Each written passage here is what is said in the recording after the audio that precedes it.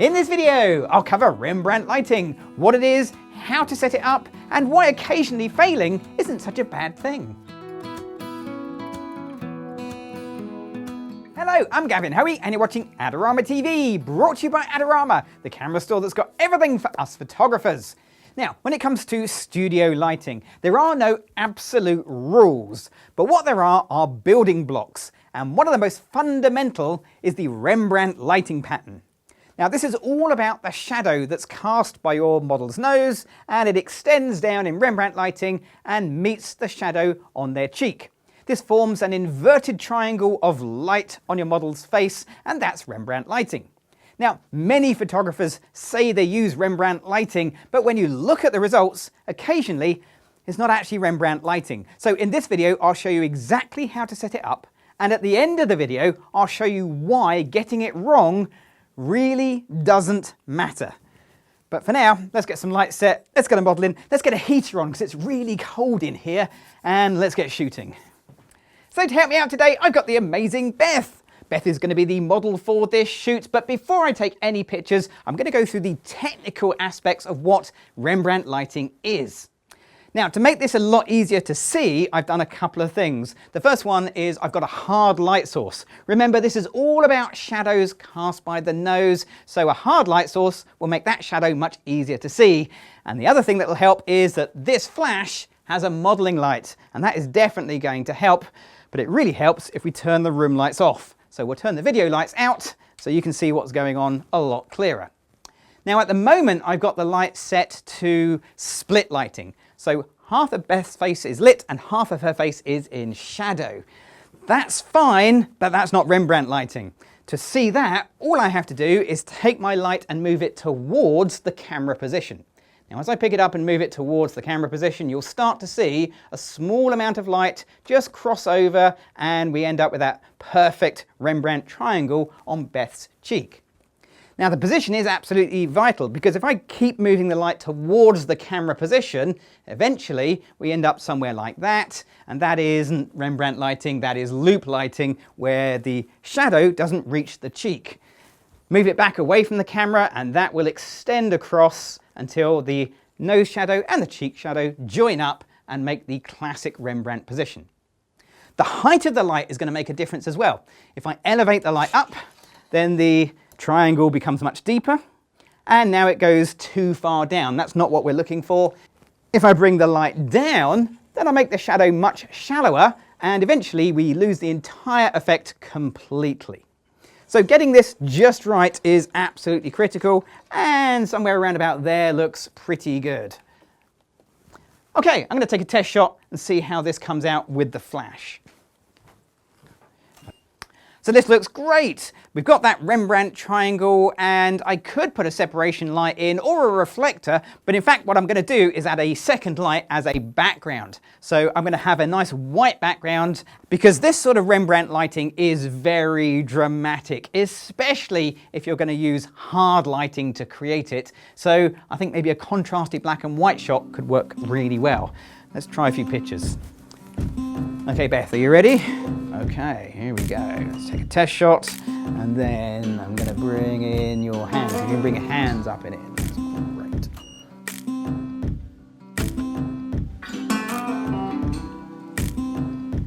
It's worth saying there isn't a formula for Rembrandt lighting because the exact position and height of the light varies from person to person because we've all got different facial characteristics.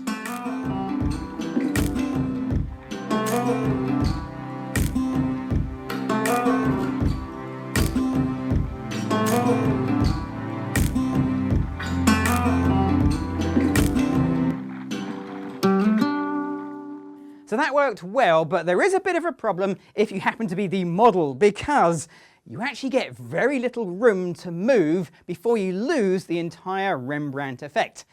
Let me demonstrate. So Beth, if you can lean in towards my camera. Now when Beth does that, I have a little bit of light on her cheek, but it's not really that Rembrandt triangle anymore, and it's even worse when she moves backwards. If you want to go back the other way. Now we have loop lighting where the shadows don't connect at all. So although there is a bit of flexibility, and if you use soft lighting, it's a little bit more flexible, we'll get to that in a bit, It's not that flexible. And it gets even worse if I ask Beth to look towards the light. So when she brings herself around, that's not Rembrandt lighting at all. So if I want to do a profile picture with Rembrandt lighting, and it does look great when you do it, all I have to do is move the light as Beth moves. So if I move my light around, there we go, I'm back to Rembrandt lighting once again. Okay, we'll do a quick little test shot like that. Here we go. Now what you'll see in this picture is that it works really well. We have that Rembrandt triangle in a profile picture, but the unlit side of Beth is really dark. Now I could live with that, or I could get a second light or a reflector and actually just fill in the shadows with a little bit of a reflector. And that's what I'm going to do, just to put a little bit of separation on that side of Beth's head. Okay, let's test this one. And that works really well. Okay, let's do a few shots like this.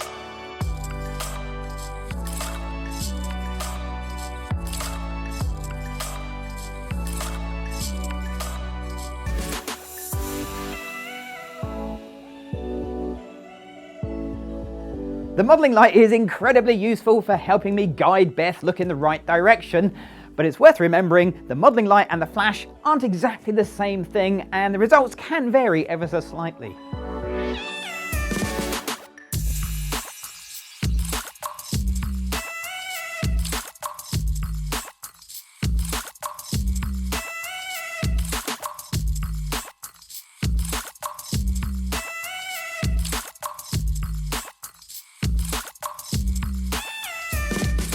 Not everybody looks as amazing as Beth in hard light. For most of us, soft light is the way to go, and you can do Rembrandt lighting with a soft light source. It's a little bit more tricky to see, but the basic principle remains exactly the same. So the first thing I'm going to do is start with the light here, where it's in split light on Beth. I'll turn the room lights off so we can see sort of what's going on a little bit clearer.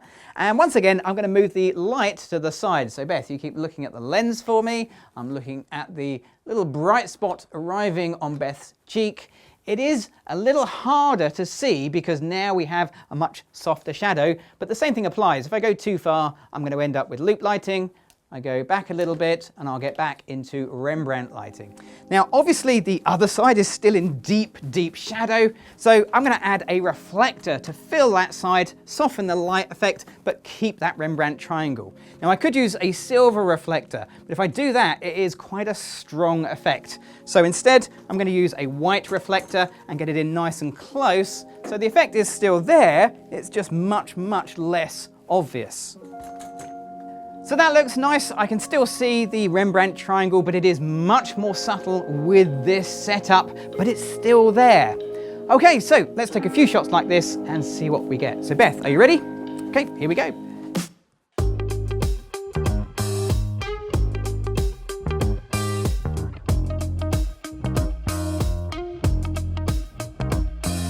For these shots, I've gone for a softer look. So we've got Beth in a lighter coloured top.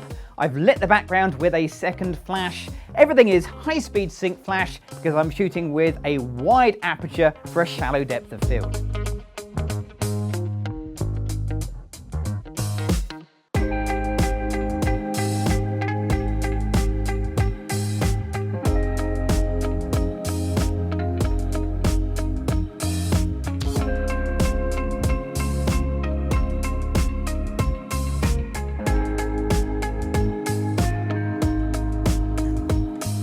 I've been doing photography for quite a number of years, and over that time the definition of what is Rembrandt lighting has definitely loosened up quite a lot, and I expect that will be reflected in the comments below.